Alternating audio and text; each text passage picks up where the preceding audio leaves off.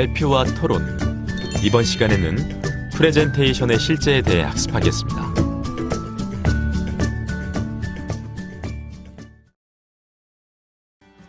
여러분은 실제 자신이 발표하는 모습을 촬영한 적이 있으신가요? 촬영을 해보았다면 평소 자신의 말하기 태도와 발표와 같은 공적인 말하기에서 자신의 태도가 어떤 점에서 다르다고 생각하나요?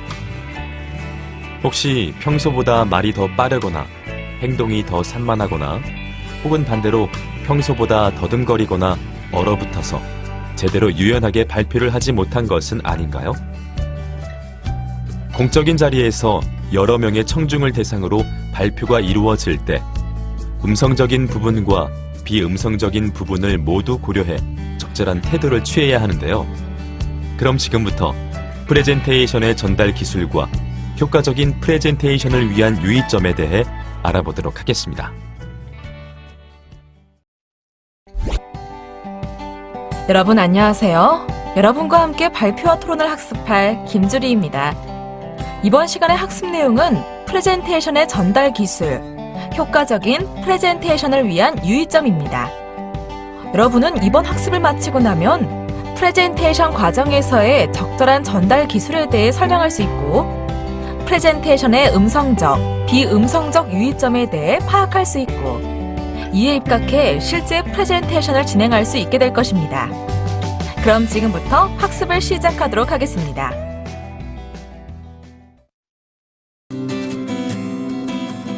프레젠테이션의 전달 기술.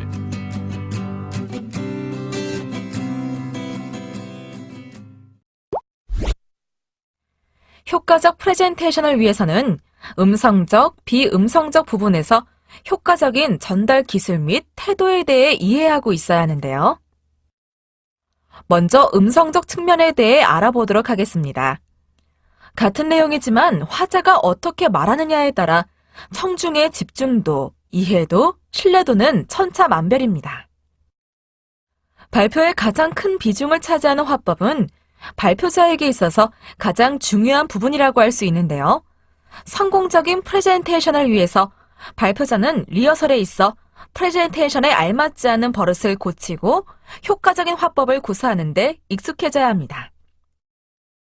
프레젠테이션에서는 활용할 수 있는 음성적 측면에는 말의 크기와 말의 빠르기, 말의 고저, 장단을 통한 강조 등이 있습니다. 그럼 하나씩 살펴볼까요?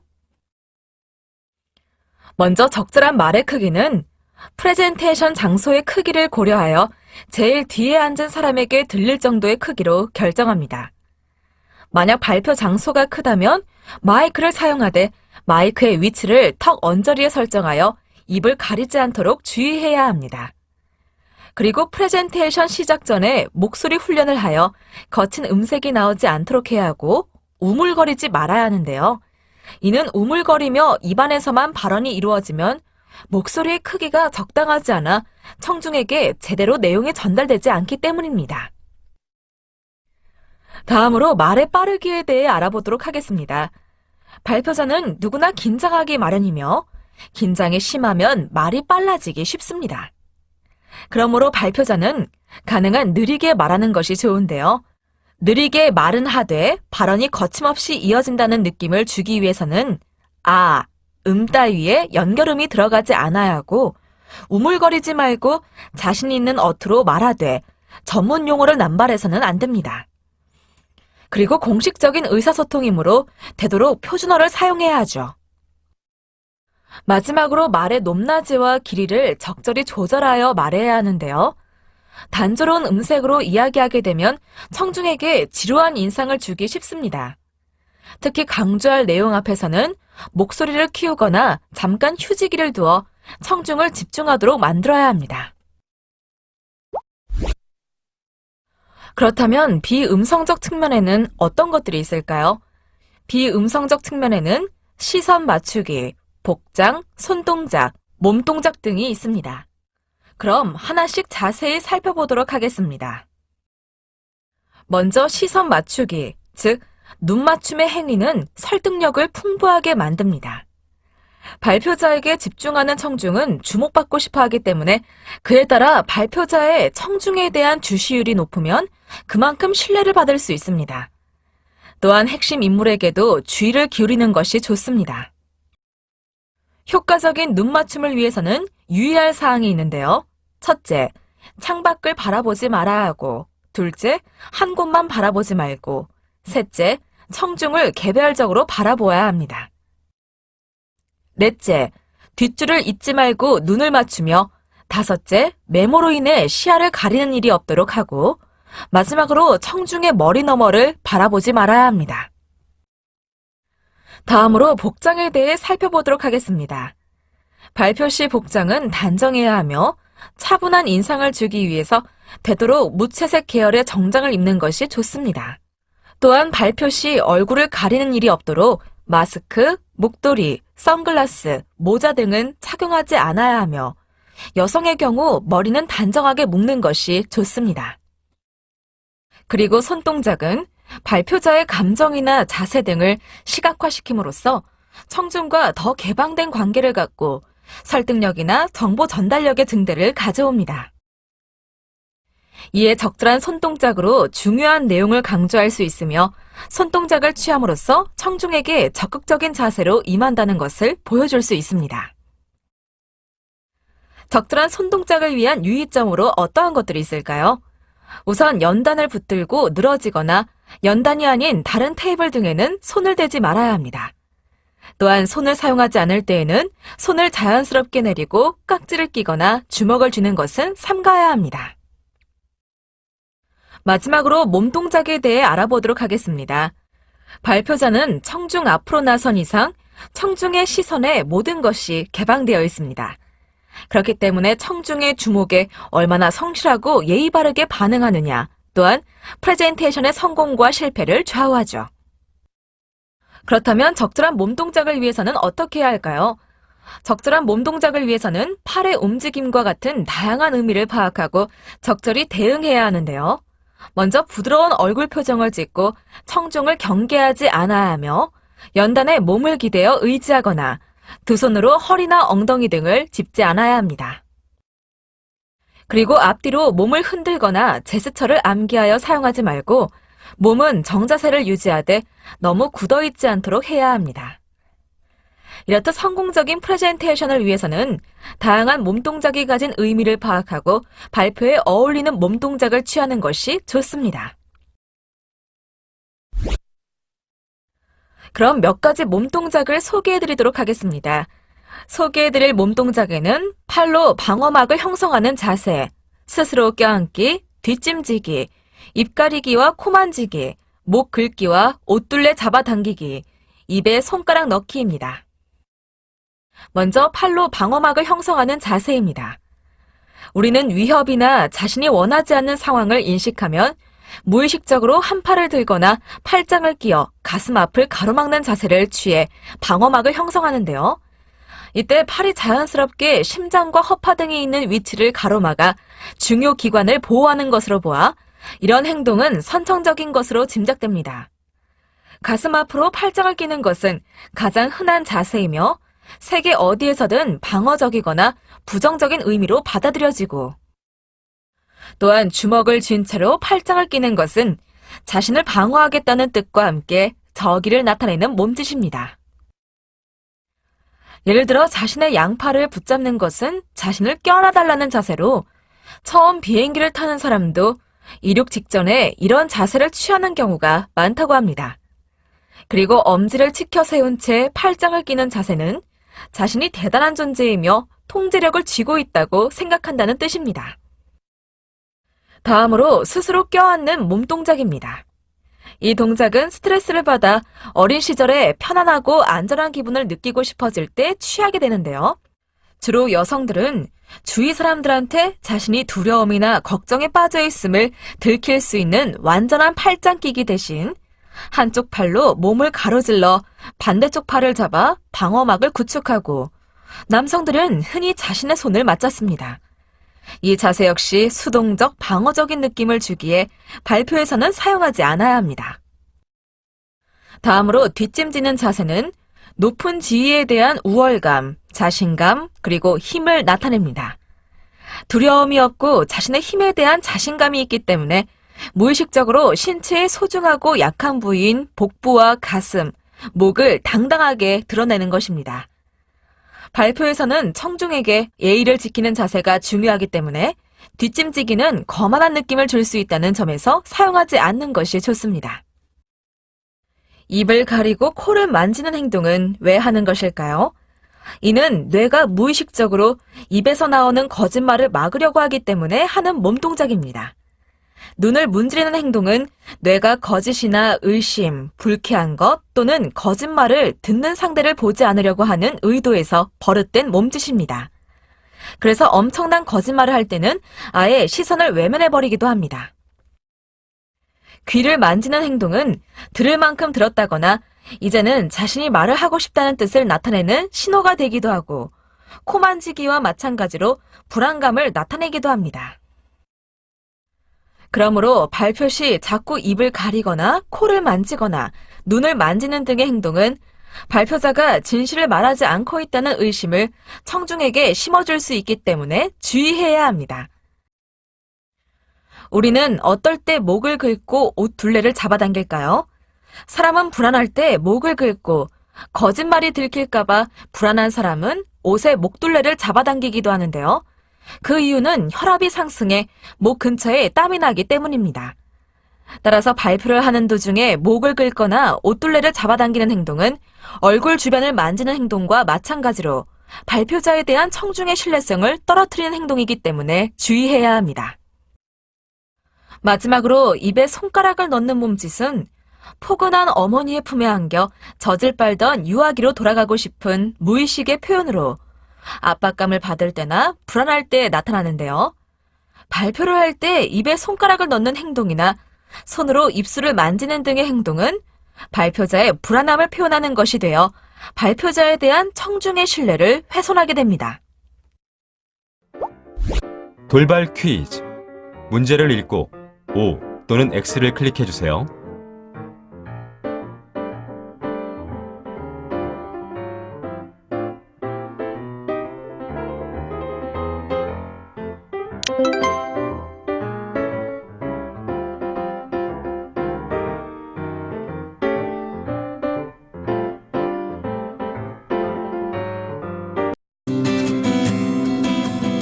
효과적인 프레젠테이션을 위한 유의점.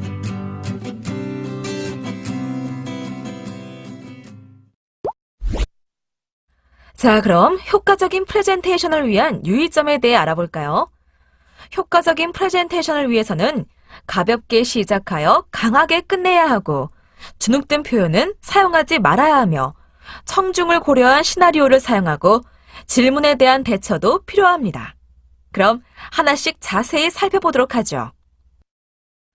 먼저 프레젠테이션의 승부는 오프닝과 클로징에서 결정나기 때문에 가볍게 시작하고 강하게 끝내야 합니다.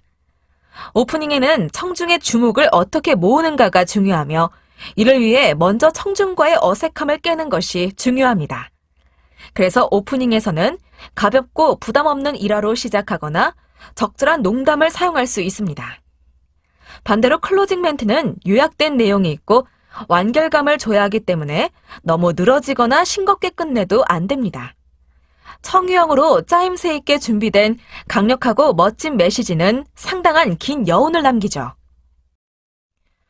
효과적인 프레젠테이션을 위한 유의점 두 번째는 주눅든 표현은 금물이라는 점입니다. 예를 들어 제가 이 분야에 대해 잘은 모르지만 제 프레젠테이션이 재미없고 지루해도 참고 들어주시기 바랍니다. 제가 원래 남 앞에서는 고개도 못 드는데요. 어쩔 수 없이 이렇게 여러분 앞에 서서 프레젠테이션을 하게 되었습니다. 와 같은 표현으로 시작해서는 안 됩니다. 겸손한 모습을 보이기 위한 의도적인 발언이라 한다고 해도 피하는 것이 좋습니다. 또한 발표자는 무엇인가를 보여줘야 한다는 강박관념보다 상대방을 이해시키기 위한 방안들에 더 초점을 맞추고 자신감을 가지고 발표를 한다면 청중은 자신감 있는 발표자에게 더 집중하고 기대하게 됩니다. 그리고 세 번째 유의점은 청중을 고려한 시나리오는 필수라는 것입니다. 이를 위해서는 어떤 경우에서든 애드리브는 발표자가 도중에 대사를 잊어버려 흐름이 중단될 위기에 처했을 때 잠깐 사용하는 것이지 그 이상이어서는 안 된다는 것입니다. 또 짧은 발표 속에는 많은 시간의 노력과 땀이 숨어 있지만 청자의 입장에서 관심이 없는 주제나 다소 따분하고 지루한 발표는 좋은 평가를 받지 못합니다. 그렇기 때문에 프레젠테이션의 진정한 주인공은 발표자가 아닌 청중이라고 할 수 있습니다. 발표 내용이 아무리 좋더라도 청중의 관심과 선호에 따라 그 내용이 수용되기도 하고 무시되기도 하는 등 청중에 의해서 발표의 가치가 평가됩니다. 마지막으로 살펴볼 유의점은 질문에 대한 대처도 필요하다는 것인데요. 주된 내용과 관련된 질문이 있을 때 질문에 즉각적으로 적절하게 대처할 수 있도록 발표 내용과 자료에 대한 확실한 이해와 암기가 필요하고 발표에 대한 질문이 주어져 답변할 때에는 질문 감사합니다라는 말로 시작하고 지속적으로 질문자에게 예의를 갖추어 응대해야 합니다. 돌발 퀴즈. 문제를 읽고 O 또는 X를 클릭해 주세요.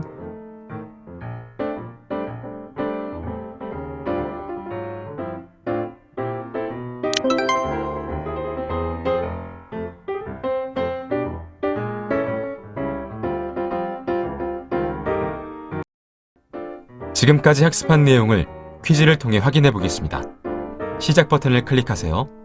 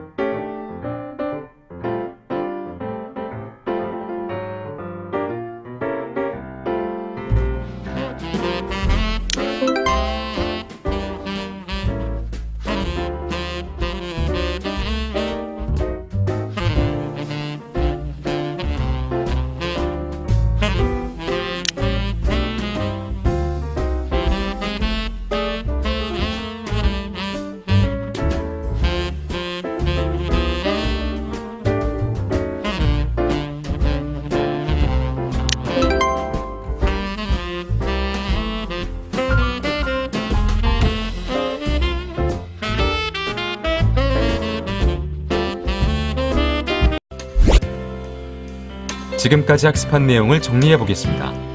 학습을 상기하면서 내용을 확인해 보세요.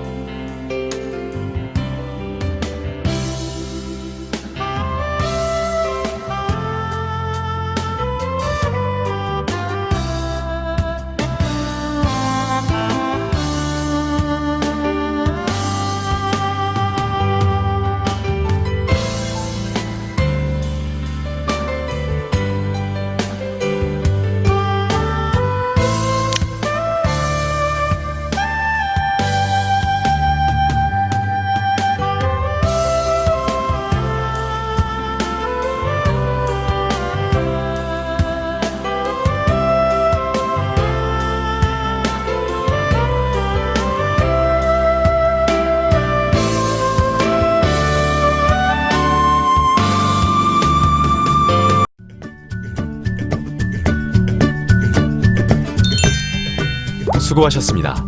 이것으로 프레젠테이션의 실제에 대한 학습을 마치겠습니다. 다음 시간에는 제안하기 프레젠테이션에 대해 학습하겠습니다.